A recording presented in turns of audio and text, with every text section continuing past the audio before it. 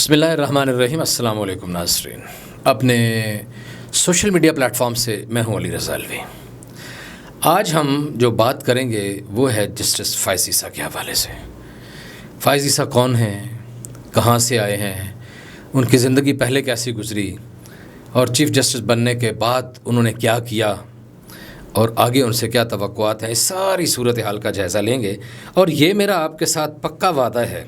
آپ اگر آخر تک اس بات کو سنیں گے تو آپ کو بہت ساری ایسی باتیں یقیناً سننے کو ملیں گی جو آپ زندگی میں پہلی بار سن رہے ہوں گے، جو آپ نے نہ سنی ہوں گی نہ پڑھی ہوں گی، کیونکہ ہمارے پاس فرسٹ ہینڈ انفارمیشن ہے۔ لیکن بات کی طرف جانے سے پہلے میری آپ سے ریکویسٹ یہ ہوگی کہ اگر ابھی تک آپ نے میرا چینل سبسکرائب نہیں کیا تو اس کو سبسکرائب کر لیں، اس کا بیل آئیکن آن کر لیں آل کے اوپر جا کے، تاکہ میری جو بھی آنے والی ویڈیو ہے وہ آپ تک پہنچتی رہے اور آپ اپڈیٹڈ رہیں اور آپ کا اور ہمارا رابطہ برقرار رہے۔ اب بڑھتے ہیں جسٹس فائز عیسیٰ کی طرف۔ جسٹس فائز عیسیٰ پشین سے ان کا تعلق ہے، بلوچستان سے، اور ایک ایسے گھرانے سے تعلق ہے جو قائد اعظم محمد علی جناح کا ساتھی سمجھا جاتا تھا۔ ان کے والد مسلم لیگ بلوچستان کے صدر تھے اور کم عمر ترین ممبر تھے جو قائد اعظم کی سینٹرل ایگزیکٹو کمیٹی مسلم لیگ کا حصہ تھے۔ اور یہ بات بھی شاید آپ کو پتہ ہو کہ نہیں کہ یہی وہ شخصیت ہیں۔ ابھی پچھلے دنوں 9 مئی کے واقعات میں آپ نے کور کمانڈر ہاؤس کا ذکر بہت سنا، جس کا پتہ چلا کہ یہ قائد اعظم محمد علی جناح کی ملکیت تھی۔ تو یہ گھر جو کور کمانڈر ہاؤس ہے، جو قائد اعظم محمد علی جناح کی ملکیت تھی، یہ گھر بھی قاضی فائز عیسیٰ نے سلیکٹ کیا تھا کہ جب قائد اعظم محمد علی جناح دورے پر بلوچستان گئے اور انہوں نے ان کا گھر اور اس کا ایک لیونگ سٹائل اور اس میں ایک خوبصورت ایک جمالیاتی ذوق دیکھا، تو قائد اعظم کیونکہ آپ کو پتہ ہے خود بہت زیادہ ذوق جمالیات کے زبردست آدمی تھے، تو انہوں نے کہا کہ میرے لیے پنجاب میں لاہور میں گھر تلاش کریں، کیونکہ میں نے اب پنجاب اور لاہور میں اپنا ڈیرا لگانا ہے، ٹھکانہ کرنا ہے، ممبئی کے علاوہ اور کراچی کے علاوہ مجھے لاہور میں گھر چاہیے۔ انہوں نے جب یہ کہا تو قاضی فائز عیسیٰ کے والد نے یہ کہا کہ جناب یہ تو کیسے ممکن ہے کہ جو میری پسند ہو وہ آپ کی بھی پسند ہو۔ تو انہوں نے کہا کہ آپ کا گھر دیکھ کے مجھے لگ رہا ہے کہ بالکل میری پسند اور آپ کی پسند ملتی جلتی ہے، آپ ہی جائیں اور وہ گھر سلیکٹ کریں۔ اور وہ گھر آ کے پنجاب میں لاہور میں وہ گھر انہوں نے قاضی فائز عیسیٰ کے والد نے پسند کیا اور مختلف ڈیلر سے ملے اور جس طرح بھی ہوا، اور اس میں پھر وہ ظاہر ہے کہ قائد اعظم نے پیمنٹ دی اور وہ رقم ادا ہوئی اور وہ قائد اعظم کے ملکیت ہو گیا۔ اچھا، اس میں ایک اور بڑی بات، قاضی فائز عیسیٰ بڑے دلچسپ ان کا ایک معاملہ ہے کہ یہ براہ راست چیف جسٹس منتخب ہوئے۔ یہ پہلے آدمی ہیں پاکستان کی تاریخ میں کہ جو براہ راست چیف جسٹس منتخب ہوئے تھے بلوچستان ہائی کورٹ کے۔ پہلے ایک ایسوسیٹڈ جج کی ایک معمولی سی حیثیت اور وکیل تھے، اور بڑا عرصہ انہوں نے وکالت کی، 27 سال وکالت کرتے رہے۔ بلوچستان میں بھی وکالت کی، فیڈرل شریعت کورٹ میں بھی کی، سپریم کورٹ میں بھی کی۔ اور جب ایک بحران پیدا ہوا، آپ کو پتہ، جب مشرف برسر اقتدار آئے اور لوگوں نے کچھ استعفے دے دیے اور ایک بہت شدید بحرانی کیفیت پیدا ہو گئی اور بہت سارے لوگوں نے عدالتی بائیکاٹ کیے، کچھ ججز سائڈ پہ ہو گئے، تو اس کے بعد جب چیزوں کو سیٹل ڈاؤن کرنے کی نوبت آئی تو بلوچستان کی ذمہ داری جسٹس قاضی فائز عیسیٰ کے حوالے کی گئی کہ جناب آپ اس صورتحال کو سنبھالیں۔ بڑا مشکل کام تھا، سی بی میں کوڈ لگایا، باقی وہاں بلوچستان کے دیگر علاقوں میں جا کے عدالتوں کو بحال کیا، ایک ٹوٹا پھوٹا سٹرکچر جو تھا اس کو نئے سرے سے زندہ کرنا ایک بڑا مشکل کام تھا۔ اور جسٹس فائز عیسیٰ نے، جو اس وقت chief justice Balochistan high court تھے، انہوں نے یہ کام کیا۔ اور اس کے بعد یہ 5 ستمبر 2014 کو سپریم کورٹ کے جج بنے، لیکن اس سے پہلے انہوں نے او لیول اور اے لیول جو ہے وہ وہاں سے کیا گرامر سکول سے، اور اس کے بعد پھر بی اے آنرس کیا، پھر یہ لنڈن چلے گئے اور لنڈن سے انہوں نے لاء کی ہائر ڈگریز حاصل کیں اور پھر یہاں آئے۔ لیکن یہ ان کی شناخت ایک انتہائی آئین پسند جج کے طور پر ہوتی ہے. ان کے فیصلے ہمیشہ آئینی تقاضوں کے برابر رہتے ہیں اور آئین اور قانون کو یہ مد نظر رکھتے ہوئے ہی آگے چلتے ہیں. اس کے علاوہ یہ انہوں نے اس پہ کبھی سمجھوتا نہیں کیا. ان کی اصول پسندی، ان کی سخت گیری کی وجہ سے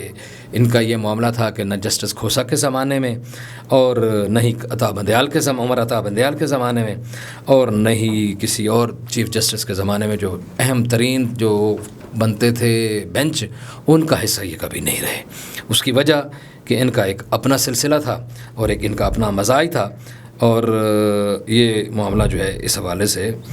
یہ سخت گیری ان کی اور اصول پسندی جو ہے اس کے اوپر یہ سمجھوتا بالکل نہیں کرتے. پھر آپ کو پتہ ہے ان کے اوپر ایک ریفرنس بنا، ایک ریفرنس جو وہ بنایا اس حوالے سے وہ بنا کہ لندن کی کچھ پراپرٹیز کا ایک ایشو بتایا گیا کہ یہ ایشو جو فیملیز کے جو پراپرٹیز تھیں، ظاہر فیملی میں مختلف لوگوں کی پراپرٹیز ہوتی ہیں، تو وہ پراپرٹیز ان کی ثابت کی گئی اور کہا گیا کہ یہ انہوں نے اس میں ثابت نہیں کی، ظاہر نہیں کی، گوشواروں میں نہیں بتائیں. لیکن ان کی اہلیہ سرینا عیسیٰ نے ایک صحیح ڈٹ کے ان کا کیس لڑا اور وہ پیش ہوتی رہیں. ان کو بڑا ہیومیلیٹ بھی کیا گیا، ان کو بڑا نشانہ بنایا گیا اور ان کو بڑی مشکلات کا سامنا کرنا پڑا. تو آخر کار بہرحال ان کی جیت ہوئی. یہ مقدمہ کوئی جو ان کے مخالفین تھے وہ ثابت نہ کر سکے، وہ جائیدادیں ان کی ثابت نہ ہو سکیں، یہ کچھ نہ ثابت ہو سکا کہ انہوں نے کوئی ایسا خلاف قانون یا خلاف آئین اقدام کیا ہے. تو اس وجہ سے پھر آگے چل کے آپ کو بتاؤں گا کہ یہ ان کی اہلیہ کیوں ساتھ کھڑی تھیں اور حلف اٹھاتے ہوئے آخر اس کی کیا وجوہات تھیں اور اس کا امپیکٹ کیا پڑا ہے پوری دنیا سے، کیا میسج ہے، اس پہ بھی بات کرتے ہیں آگے. اچھا، لیکن ان کے اس مقدمے کے حوالے سے پھر ان کے اب آپ نے دیکھا یہ جو اب حلف لے رہے ہیں، حلف لینے کے لیے آئے، ان کا جب نام ہو چیف جسٹس کے طور پر آ گیا اور اس کے بعد اپنی گاڑی میں ایک سادہ سے انداز میں اپنے کندھے پہ کوٹ اٹھایا ہوا ہے، گاڑی سے نکلتے ہیں اور آ کے حلف اٹھاتے ہیں اور کوئی گارڈ آف آنر نہیں لیا، کوئی ایسا چکر نہیں کیا، کوئی کچھ نہیں کہا کہ جناب مجھے کوئی پروٹوکول چاہیے، گاڑیوں کا پروٹوکول نہیں لیا. حالانکہ ایک چیف جسٹس کا ڈیو پروٹوکول ہے اور آپ کو پتہ ہے کہ ہم دیکھتے رہے ہیں ماضی میں بھی کہ ایک بھرپور پروٹوکول ہوتا ہے. لیکن اس موقع پہ ہم بڑے انتہائی مؤدبانہ انداز میں چیف جسٹس سے ایک عرض کریں گے پاکستانی شہری ہونے کے ناطے کہ اور انتظامیہ سے بھی اور جو پاکستان کے آئینی ادارے اور جو سیکیورٹی کے ادارے ہیں ان سے بھی درخواست کریں گے کہ بے شک بھلے وہ اپنی سادہ طبیعت کی وجہ سے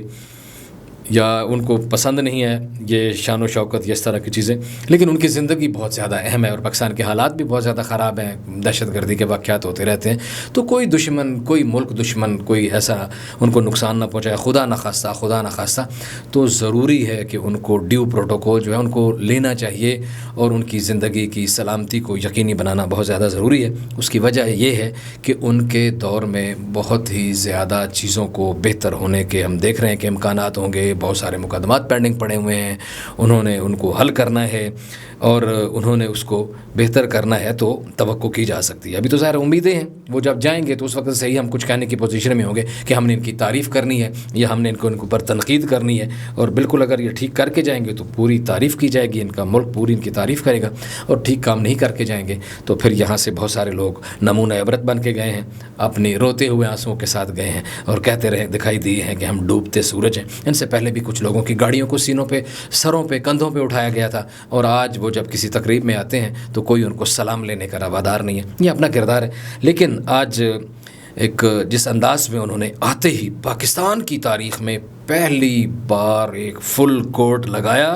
اور یہ فل کوٹ تو خیر پہلے بھی بنتے رہے لیکن بڑے عرصے کے بعد یہ فل کوٹ بنا، ایک لمبے عرصے کے بعد. اور فل کوٹ کی نشریات پہلی بار براہ راست ٹی وی چینلز پہ،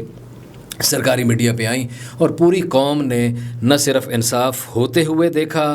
بلکہ اس سے ایک اندازہ لگا ہے، اس سے یہ امپریشن قائم ہوا ہے کہ جسٹس فائز عیسیٰ جو ہے وہ کچھ چھپا کے نہیں کرنا چاہتے، کچھ انڈر ہینڈ نہیں کرنا چاہتے، کسی کو فیور دینے کے موڈ میں نہیں ہیں۔ وہ ہم نے جب طارق رحیم کے ساتھ گفتگو اور باقی وکلاء کے ساتھ ان کی بات چیت سنی تو انہوں نے بڑی خوبصورتی کے ساتھ اور بڑے برملا انداز میں اور زوردار انداز میں کہا کہ یہ مت کہیں میں مجھے یہ لگتا ہے، as per my will, as per my point of view, as per my میں نہ جائیں، یہ بتائیں کہ آئین کیا کہتا ہے، آئین کیا کہتا ہے، آئین کے مطابق میں اور آپ کی حیثیت ثانوی ہے، آئین کی حیثیت کیا ہے۔ تو یہ اس سے اندازہ ہوتا ہے کہ وہ کس انداز میں، وہ کس طرح انہوں نے آئین کی وہ سپرمیسی کے لیے ان کے دماغ میں یہ چیز بیٹھی ہوئی ہے، اور کتنے وہ انتھک ہیں۔ جب وہ اندر آئے، پروٹوکول نہیں لیا، پولیس والے ان کو ملے، جب پولیس والے میرے سلام دعا کی تو انہوں نے کہا کہ میری سنیں بات، یہاں مجھے پروٹوکول کی کوئی ضرورت نہیں ہے، یہاں ہر شخص مجبور ہو کے آتا ہے سپریم کورٹ میں، کوئی اپنی خوشی سے نہیں آتا، تو اس لیے آپ یہاں آنے والے سائلین کو سہولیات فراہم کریں، ان کے لیے مشکلات پیدا نہ کریں، ان کو عزت اور احترام دیں تاکہ وہ اپنا جس انصاف کو لینے کے لیے آئے ہیں وہ یہاں سے انصاف لے کے جائیں۔ اور اس سے پہلے کی ایک بات میں آپ کو بتاؤں، تقریب حلف برداری کے حوالے سے یہ بات آپ کو کہیں سے پتہ نہیں چلے گی جو میں آپ کو بتا رہا ہوں، میں نے آپ کو ابتدا میں